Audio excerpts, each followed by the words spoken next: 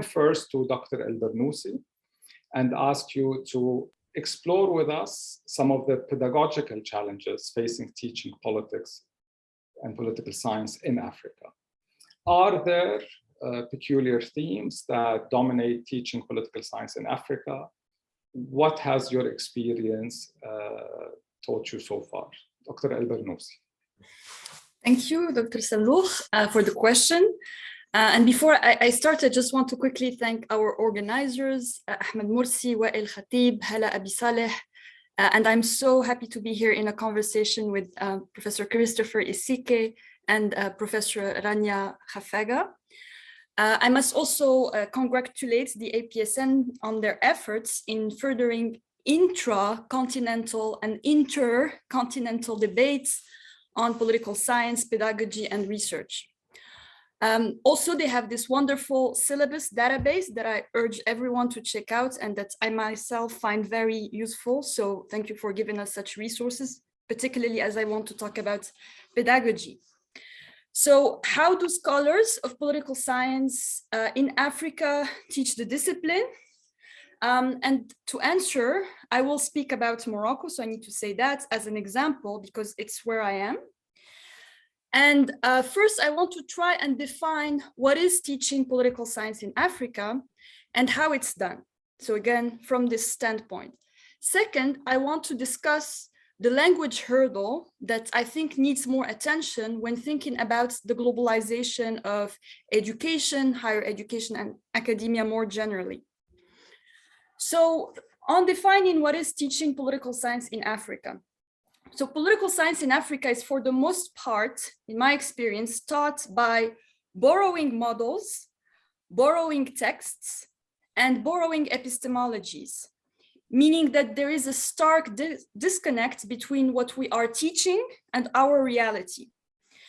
In Morocco, few programs provide specialization in African political science. So rather, it's generally political science or political study, and we happen to be in Africa, right? So i.e. teaching political science in Africa rather than on Africa. And actually there is that lack of African specialization. Most of the higher education system here is borrowing from the French model, meaning, for instance, in my case, we have the licence, right? So this is our bachelor's degree. And we have the LMD system, or LMD, so licence, master, doctorat, or bachelor's, master's, and a PhD. Political science courses are also offered at the Faculty of Social Sciences, Economics, and Law. So they are all together, where actually law is the most important discipline by the number of students. So most of the students are law students, and also by the specialization of professors. There you can have a specialization in law. So this is what most do, either private law or public law. You can do economics, or you can do political studies, so politics and international relations that are most of the time lumped together. And here you see that this means less focus on humanities and arts in political study, which, for instance, is different from what you have in liberal arts colleges. So our students don't have much courses in humanities and arts when they opt for political science or political study, which I think is a bit of a shame. Private universities, so I was talking mostly about here the public system, private universities, and I work in one, adopts this same format, so they have to, as our programs need to match the Ministry of Education template for higher education programs in order to get accreditation. So that's how we generally do. But since higher education still has human instructors, and I hope this will keep on being this way and that we won't be replaced by robots, there is leeway for professors in terms of how they teach, and most importantly, how they connect with their class. And here I mean students. And that's key to how political science is actually taught at the end of the day. So I've been speaking about Morocco, and now I'm going to speak about my case in my classes of international relation and international political economy as part of our political science program. I rely on critical texts such as Ronan Palin, Samir Amin, Arlene Tickner, Vijay Prashad, and that is a bit unconventional, but also very eye-opening for my students because such texts allow them to think more about their location in the global South, as opposed to more mainstream Western-centric texts, which is a bit more the mainstream. So here, Professor Salloukh has actually a fantastic piece with a number of authors, including Karim Maqdisi, Walid Hasboun, Saeed Sadiqi, May Darwish, and others on the politics of teaching IR in the Arab region that I really like.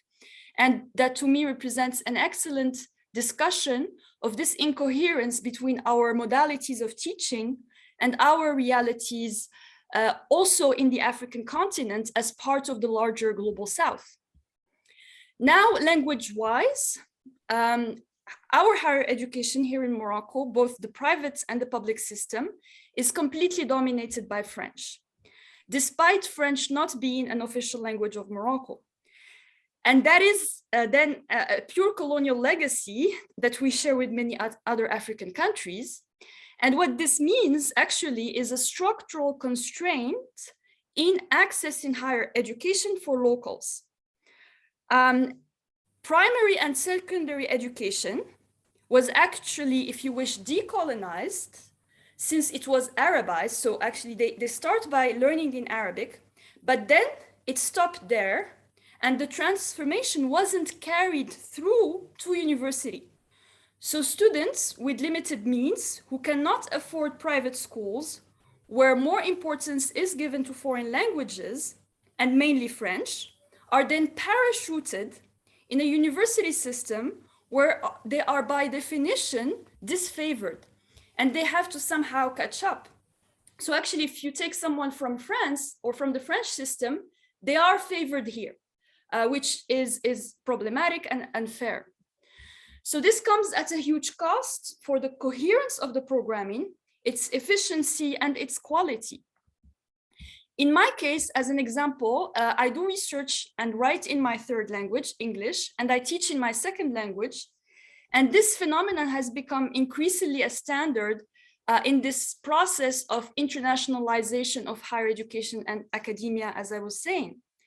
There are both advantages and disadvantages of navigating different languages and sometimes even dealing with different approaches to making sense of things.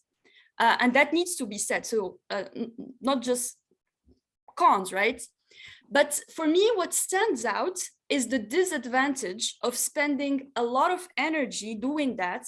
And I think we also constantly need to address different audiences, right? So the Arabophone, the Anglophone, the Francophone, which depletes resources and also limits how much one can do in terms of theorization and epistemological definition. So teaching research in the periphery, as it is in our continent, in the African continent, is an experience because of this of precarity and margins, and many things that should be basic or appear basic as communication cannot be taken for granted here. So that is a big highlight for me, and I will stop here. Thank you so much.